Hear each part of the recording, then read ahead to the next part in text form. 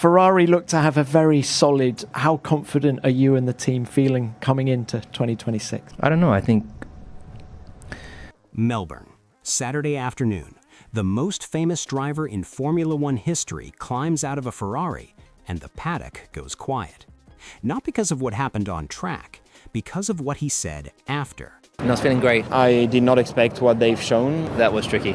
7 world championships, 103 victories, and Lewis Hamilton is standing in the Albert Park paddock asking one question that nobody at Ferrari can answer.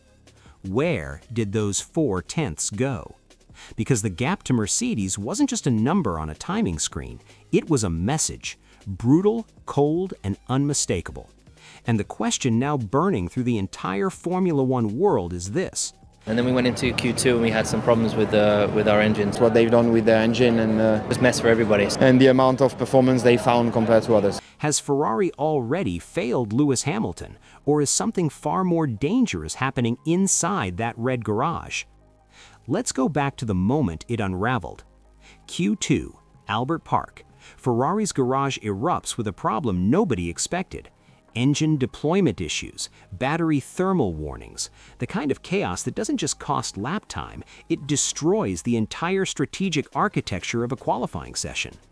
Hamilton described it himself. We had some problems with the engine and deployment. It kind of threw a bunch of spanners in the mix. That was the first crack. But then came Q3, and that's where the real story begins. Because when Hamilton finally pushed the SF26 to its absolute limit, the car broke its promise. Stability disappeared at corner entry. The hybrid system clipped its energy exactly where Mercedes was finding its second wind. And the radio between Hamilton and his engineer, Carlos Sainz Sr., revealed something deeply uncomfortable. Hamilton demanded to know exactly where those 4/10ths were hiding.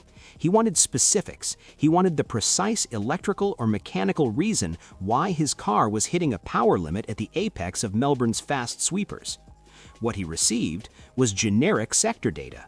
For a 7-time world champion who spent years building a telepathic relationship with Peter Bonington at Mercedes, generic is a synonym for unacceptable. But that was just the start, because the telemetry told an even colder story. The SF26 was topping out at 321 kilometers per hour on Melbourne straights. The Mercedes W16, 328. That 7 km/h difference isn't a gap in engineering, it's a gap in philosophy.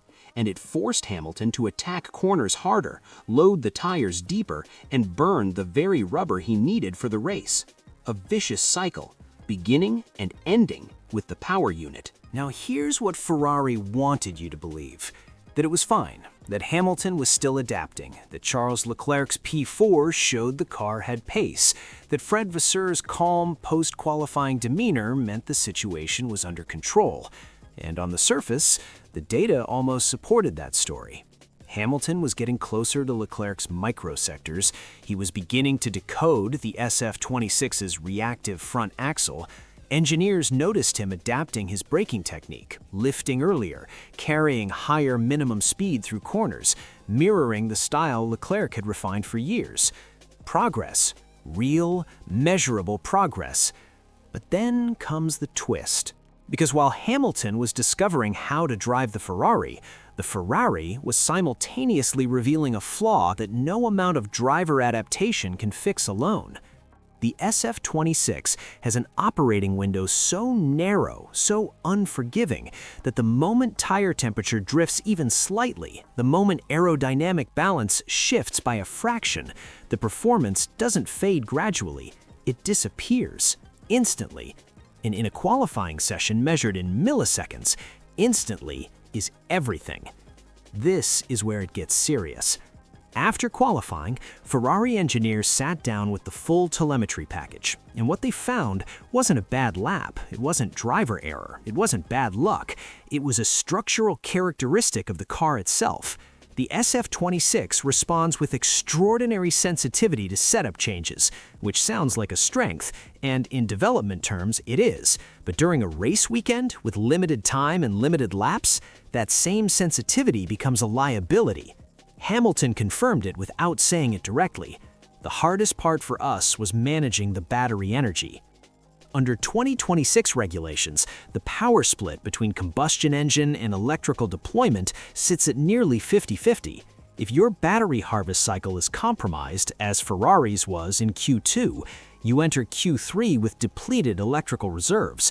Analysts estimate Ferrari may have started their Q3 flying laps at 85% charge compared to Mercedes running at 100. At this level of competition, that 15% difference is the gap between the front row and the fourth row, and Mercedes didn't stumble into that advantage. Hamilton himself raised the compression ratio question publicly. There's the whole torque-compression ratio. I want to understand why the FIA haven't done anything. Those are not the words of a frustrated driver venting to cameras. That is a 7-time world champion formally questioning whether his rival is operating within the spirit of the regulations. The FIA's mandatory hot checks under race conditions aren't scheduled until June. Mercedes has been exploiting that gray area since the season opener. They didn't just prepare better, they prepared smarter. So what does this mean for Ferrari, for Hamilton, for the championship? First, the team. Fred Vasseur admitted publicly that Mercedes is on another planet. That is not damage control. That is a technical director telling his own engineers the mountain they are climbing is steeper than anyone admitted. The pressure inside Maranello is not building slowly. It arrived in Melbourne fully formed. Second, the drivers. Hamilton arrived at Ferrari to lead a renaissance, to rebuild, to win. His post-qualifying message was clear and deliberate. People will not see that person again, referencing the frustrated, helpless version of himself from his final Mercedes years. He drew a line, and Ferrari now has to decide whether their car can match the standard that declaration demands. Meanwhile, Leclerc sits at P4, a position that felt, in his own words in radio transmissions, nothing like a podium. The internal tension between two elite drivers in an underperforming car is not a future problem, it is already present. Third, the season. Ferrari's customer teams, Haas and Audi, are also suffering. If the works team cannot manage battery heat and deployment mapping, the teams with less access to internal data are essentially navigating blind. The entire Ferrari ecosystem entered 2026 compromised. And Mercedes? They are watching all of it. Calmly, efficiently, exactly as they did in 2014. Scenario 1. Ferrari finds the fix. Hamilton's relentless feedback unlocks the SF26's true window. The compression ratio investigation forces Mercedes to dial back, and by Monaco, the silver cars are looking in their mirrors. Scenario 2. The gap holds. Hamilton's frustration grows louder, race by race. The radio exchanges become the story, and Ferrari, the team that promised him the title, becomes the team that broke the greatest driver of his generation. Scenario 3. Mercedes stays untouchable all season. The paddock watches an era begin, and somewhere in Maranello, the hardest conversation in Ferrari's modern history quietly starts. Because dynasties don't collapse on purpose, they collapse the moment they believe their own mythology. Can Ferrari close a gap this large before the championship is already decided? Is Hamilton's mental transformation enough when the car beneath him isn't? And if Mercedes have truly found a 2027 engine living inside the 2026 regulations, is anyone actually ready to stop them? One thing is certain. This season was never going to be just about lap times. It was always going to be about who survives the pressure first. So, tell me, who breaks before the summer break? Leave your prediction below, because the next race won't just be about points, it'll be about power.